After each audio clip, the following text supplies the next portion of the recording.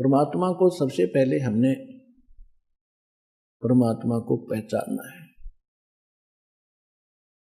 और जब तक हमें ज्ञान नहीं होगा तो हम कैसे आगे बढ़ेंगे। तो यह सिद्ध हो गया कि परमात्मा की परिभाषा या इतनी बन गई, 2 अक्षरों में आसानी से समझ में आ गया। आपके 10 मिनट का सत्संग है, ज्ञान समझने को चाहता हो समझना, इतनी सी बात है।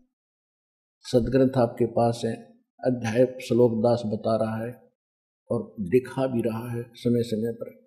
तो जल्दी समझो, जितना देर करोगे पछताओगे। अब हम आगे बढ़ते हैं।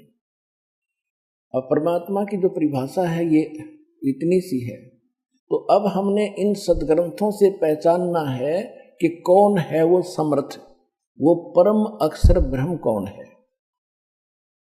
वो कहाँ से प्रमाणित होगा? हमारे सदग्रंथों से भी होगा, और जो सदग्रंथ बता रहे हैं साथ में आंखों देखा महापुरुष बता रहे हैं जिनको भगवान मिले हैं, और दोनों की एक जैसी व्याख्या है।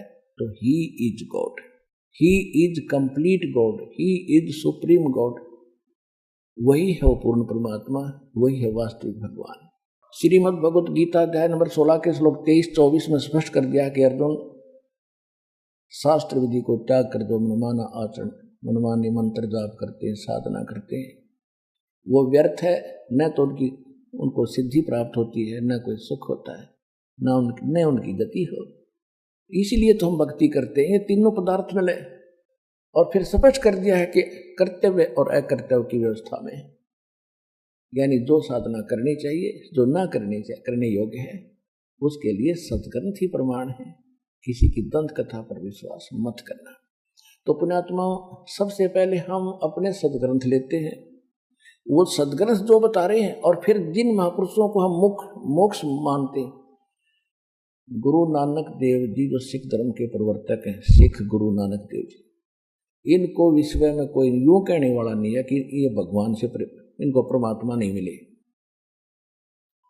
और तो चाहे हम किसी को माने ना माने, क्योंकि बहुत कम परिचित हैं उन महापुरुषों के बारे में जिनके विषय में दास उनके शुभ नाम बताता है। जैसे आदरणीय धर्मदास साहिब जी, आदरणीय धर्मदास साहिब जी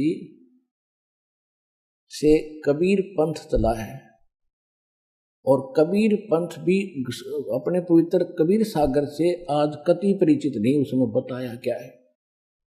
अब सबसे बड़ी समस्या दास के सामने ये आई है कि कबीर पंथ में मेरा जन्म हुआ। जन्म का मतलब ये नहीं है कि जन्म से ही मैं कबीर पंथी था, नहीं।